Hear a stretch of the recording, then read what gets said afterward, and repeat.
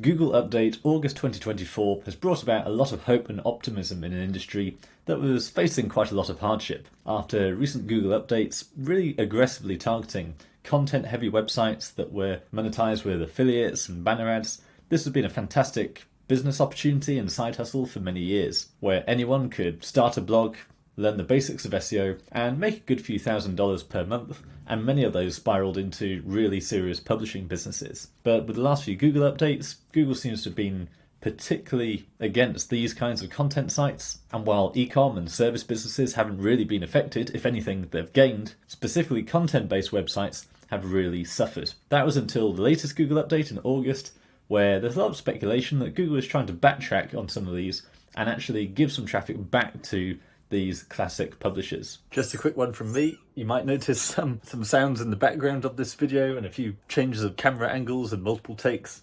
That's because this one has just given birth to 3 kittens. So it was whilst analysing this Google update and recent ranking changes that she was meowing quite a lot. It turned out she'd taken one of the kittens upstairs and decided to put them in my flight bag, and then ultimately went downstairs and fetched the others as well. So whilst trying to get this video out for you, I've had to deal with kittens going back and forth and making sure everyone's okay. So by the end of this video, I really want to give you an idea of where you stand and what's happening in the market, which of these rumours are actually true, and what's currently happening with this Google update, and how can you pivot in order to continuing making massive gains with SEO. I am still very much in favour of SEO. Lots of people in the industry have been throwing the towel in, saying it doesn't work anymore. The only real difference over the last couple of months has really been specifically targeting that content-heavy website approach. So starting a blog and monetizing it with banner ads and affiliates. Whereas SEO is still an extremely profitable channel for a vast array of businesses. And even if you have been hit on this occasion, unfortunately that is just part of running a business, especially when you're taking advantage of a certain set of market conditions. So if that is you, I encourage you to zoom out and think about how you can now take advantage of the current Google algorithms and build a more secure and potentially more profitable business. I have done that myself and actually still have an affiliate website that's brand new for 2024 using a new strategy I'm going to share with you, and my first commission check has come in worth more than $5,000. So even affiliate can still work if you do it in the right way. But generally I encourage you to go down that route of less how can I start a side hustle blog and more about how can I sell actual products using SEO and also other channels available to you. And just a reminder, I am launching a course on how to get through Google updates where you can go through and diagnose exactly what is going on with a Google update without having to rely on third-party sources and speculation. So this is not a recovery guide, it's not a helpful content update fix, anything like that. It's much more of a process so that every time there's a Google update, and there's several of them every year, you can follow my steps to go through and work out what are the changes that we're seeing, what are the signals that have actually changed, and how can we be pivoting our site in order to take advantage of those changes and limit our exposure to the biggest risks. So if your site has gone up or gone down, you can use these steps to work out, is it actually your problem? Is it something you can fix? Or is it a broader market issue where Google has applied a certain signal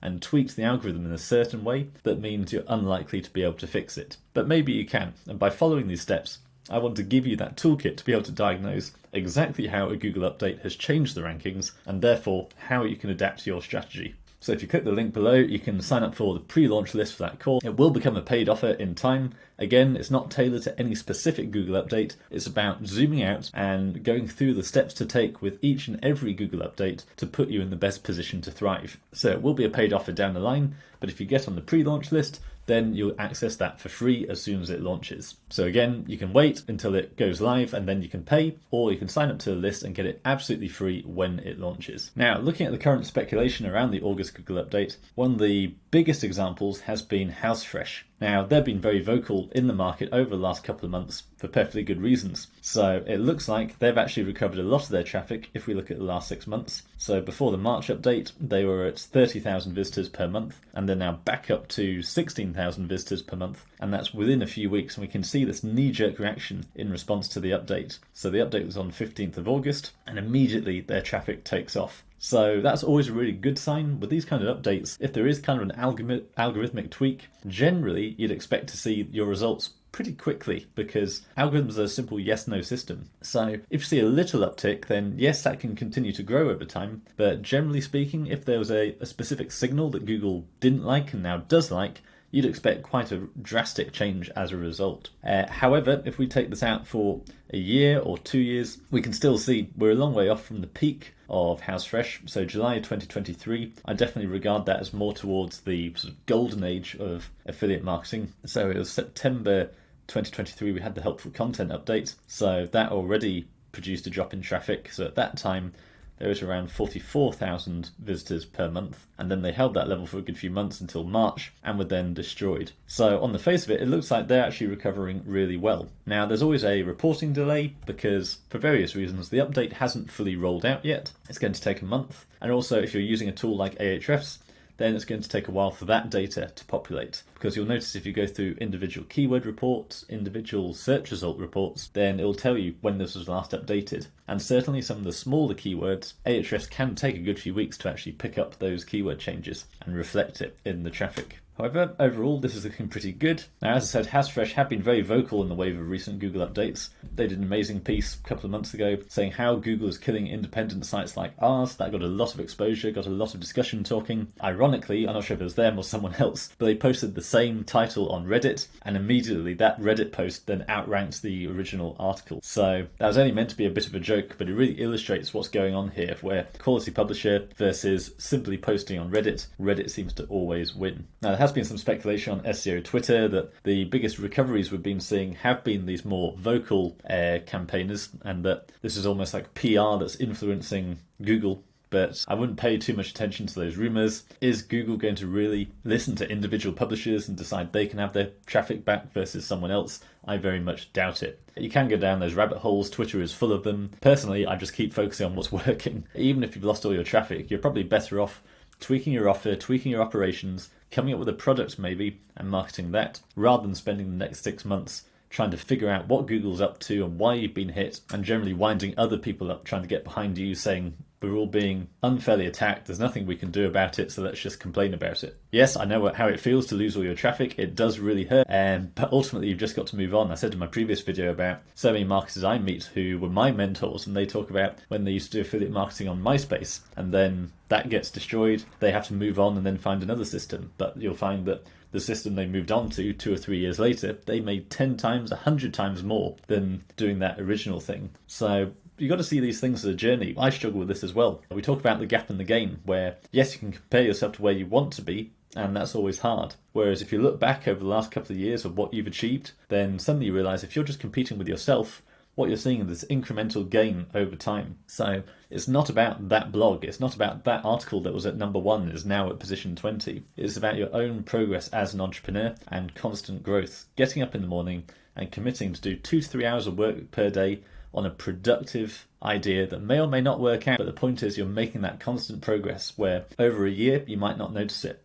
Over 3 years, you will notice it. I just recently posted on LinkedIn about how Facebook Memories has just reminded me that in August 2021, so 3 years ago, I put £10,000 on expired domains on a balance transfer credit card, which basically meant I got 2 years interest free. And I thought, I'll figure it out when it gets there. In the meantime, again, golden age of blogging, I'm going to turn these expired domains into profitable businesses. Each one's going to make 5k a month, and therefore paying off that credit card will be no problem at all.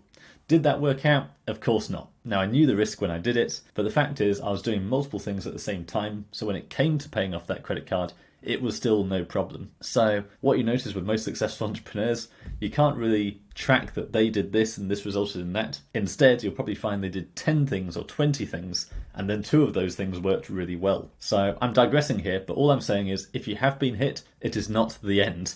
Even in my mind, at my point in life, there are plenty of things where I'm thinking nothing's working. And then you think, what's the alternative? Go back to a day job? No, of course I'm going to keep hustling with what I'm doing and find a new route. But if I were to go back to a day job in that unlikely situation, then the chances are I'm just going back to exactly where I started. I've not lost out on anything. So if the worst case scenario is that I go back to where I started and I don't lose anything, then that's all good. Now, another recovery example that I've seen talked about is Retro Dodo. So one of these very big information-heavy websites with banner ads, affiliate, lots of content, and it looks like they are improving as a result of the update. So we can see the update came in here. At the time, the traffic was 35,000. and they've now got up to 70,000, so they've doubled in about 10 days. Now that sounds fantastic, but then when we backtrack it, it stops looking quite so good. So if we go to 6 months, we can see still a long way from their March update collapse. If we go back 1 year, then an even steeper decline, 2 years. So we can see at the peak, again, middle of 2023, they're getting 500,000 visitors per month. And so this recovery we see, yes, it's good, and hopefully it's going to keep carrying on and up and up and up. But as I showed you in the HouseFresh example, generally I'd expect if there's really an algorithmic difference, then this should look like quite a steep correction. So I don't want to be a pessimist, but I'm concerned that this increase is not going to carry on that high. I think much better than where they were. So certainly if you're comparing now with couple of months ago, it would be a fantastic increase, but in terms of getting back to where they were, I think it's unlikely. Another interesting one here, Guitar Chalk, absolutely classic example of online guitar lessons and gear reviews, so really nice affiliate website. They've had quite a steep return, so 15,000 14th of August, it's now 25,000 28th of August. So this is looking pretty steep, and actually if we take the longer term view over the past 5 years, the peak was 50,000 visitors per month, and they've gone from 15,000 to 25,000. So there's a reasonable chance they could actually recover a lot of their traffic. So that is very good news. Now, as I say, in my course over here, I'll take you through the kind of steps where you can see at the keyword level exactly what's changed and what's going on with that traffic. Because what you've got to remember is Google isn't a vacuum. If you've gone up, then someone else has come down. And you want to try and identify the themes and topics, the broader categories that have shifted one way or another. So is there more UGC, or is it longer form content? Is it more ecom style pages that are ranking now? So I'll give you a sneak preview of what's going to happen in this course. If I go back to Guitar Chalk, I quite like Guitar Chalk because it's only a DR of 46, so that's high, but it's not high. Whereas HouseFresh, that was up at 59. Again, not super high, but generally if we think back to the glory days of blogging, you could rank with a DR 20 or 30. So when you see DR 60s, that's more like the top tier media brand level. So quite difficult to match that up with a smaller blog that's just started out. So we'll take the 46 example, and what I like to do is go into the keywords and top pages, and what I tend to do is set up a comparison 28th of August, and we go back to before the update, so we go to previous month, and I basically want to try and observe what's come up and what's gone down. So in this case, we know Guitar Chalk has come up significantly. So perfect example here, guitar chord progressions, 3,000 searches per month. So a really good keyword for them. And that's moved up 8 positions. So what I then tend to do is open that keyword. And again, we can set up a comparison down here. So 27th of August. And again, we can take this back to, let's do the end of July. Now what this shows us is literally which pages have gone up and which have come down. So we can see Reddit has actually improved in this case. Loads of affiliate marketers are waiting for Reddit to be filtered out of the results, and it's just not happening. Loads of people observing Reddit has gone up again in the latest update. We've had YouTube videos come up, so actually a lot of UGC is actually doing better this update, despite the fact some affiliates are recovering. We can see there's a bit of consolidation that there were 2 YouTube videos in this particular search results, and now there's only 1. But Guitar Chalk has come right up to page 1 where it wasn't even there before. Similarly, looking here at best online guitar lessons, so absolute money keyword for this website. Very difficult to establish any major trends, so Reddit is still number 1. Some sites have declined, but not by a significant factor. Quora stayed exactly the same, so it's not specifically boosting or dropping UGC, but Guitar Chalk has rocketed out from nowhere back to number 2. And it's the same thing with HouseFresh going through lots of really good money keywords shooting back up. Now Ahrefs has got a great new feature where it's actually monitoring what kind of on-page changes have been done. And that's signified by the green circles at the bottom here. So we can see after the update, or as the update was happening, HouseFresh was doing a lot of work to try and rectify the issue. But then largely slowed down,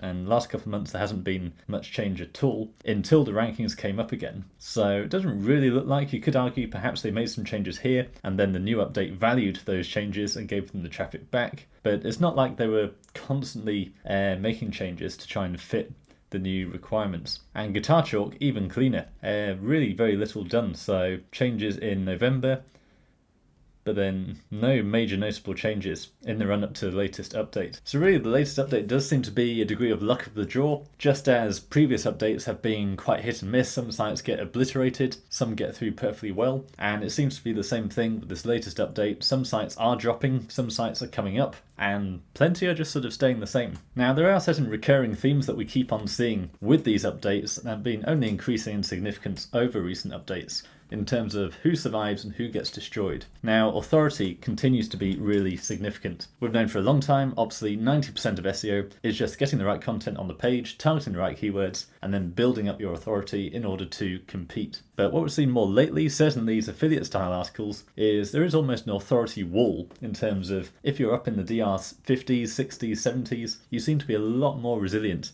than those back in the 20s and 30s. So that's really unfortunate because it does prioritize older websites that have done this work. So this really isn't telling you anything new. You do need backlinks in order to grow and also to survive and get that resilience against future updates. So I see so many companies where they go from 0 to 1, as in they put content on the site that previously didn't have any optimized targeted content on it, and they get a massive traffic boost and they're winning. As soon as it comes to spending a couple of thousand a month on backlinks just to get an incremental increase, suddenly the pitch is much less appealing because they went from 0 to 1 with just content. It's quite cheap to do, but now you're telling me that just to grow by another 20-30%, I've got to spend thousands on backlinks. But there's also that protecting factor as well, because if you just stay with the content, you don't build backlinks, it's inevitable someone else in the same niche is going to uncover your keywords and do the exact same thing, go from 0 to 1, knock you off the top. And if then they build backlinks, then they're going to increase that margin ahead of you as well. And it becomes much harder to unseat them. You're going to have to spend a lot more later on, much quicker, probably when link costs are much higher as well.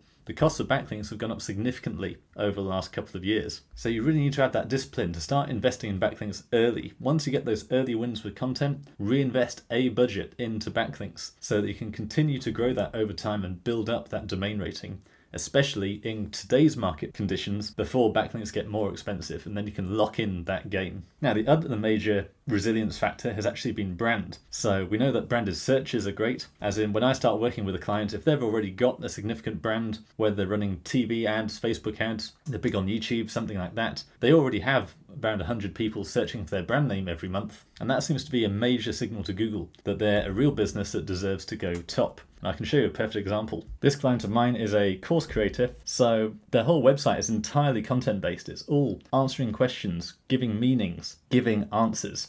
So that's the kind of content that has really been hammered over recent updates. And yet throughout this time, throughout 2023, 2024, they've now rocketed up to around 50 to 60,000 visitors per month. And it's a constant growth chart. None of these big peaks and troughs we've seen with a lot of the affiliate sites, even though this mainly looks like an affiliate site. And we mainly put that down to brand. So both branded search, but also what we call branded placements. Branded placements are something I've been big on for a while, and that obviously building links is essential, and the classic answer is just to use the link insertions. Find a relevant post on a site and insert a link to your content where it's relevant. So that's great for power, it's much easier to do, and it's a good way to get power from an existing page that's already indexed, already got some backlinks itself, and already has some traffic. So you can really closely tailor where that link goes. However, for the sake of building up brand, I really recommend actually crafting a PR style article that looks like the blog had actually decided to write about you, and also using correlational tools like Surfer. So you're basically doing a guest post, except rather than just a 500-word guest post, you're using a tool like Surfer to actually craft the content and optimize it for your target keyword, and therefore that page has a good chance of actually ranking. I've got clients where if we search their main keyword, they come up top,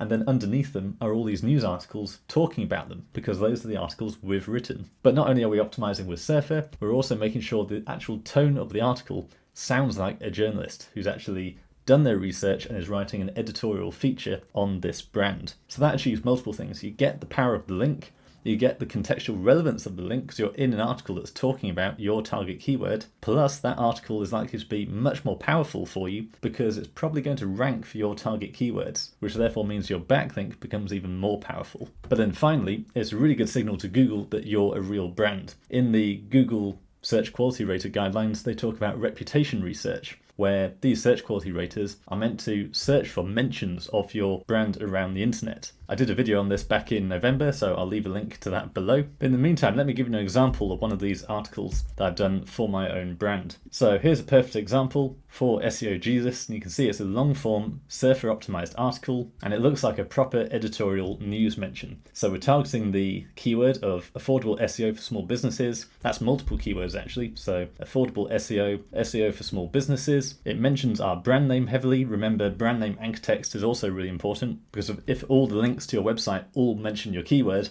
then that looks quite suspicious. You want a much more natural link profile that mentions your brand. And this is going on a site with a domain rating of 51 and 2,000 visitors per month. So it conforms to all our minimum guidelines of a quality site for backlinks, but it's a proper looking news article that talks about our target keywords and enhances the strength of our brand. Now, finally, I told you I'd mentioned about my new method of affiliate marketing that's working really well in 2024.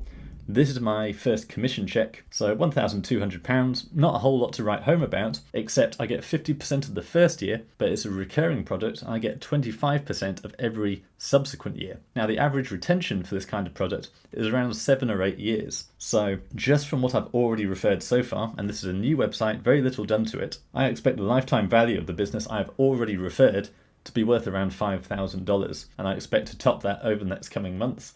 Every time I get this commission check coming in, I know that's my first 50% of this year, and now for the next 6 or 7 years, I should get a 25% repeat of that. So to summarize, that means whatever I've been paid in August this year, it's very likely I'm going to get 50% of that payment in August next year, and the year after that, and the year after that, for around 7 years or so. So this is true mailbox money. And this is just one website, and it's only really got one true money page. We've got supporting content around that, but the point is it's an exact match domain, homepage of content targeting that product, a few pages of supporting content, and as you can see, it's worked really well.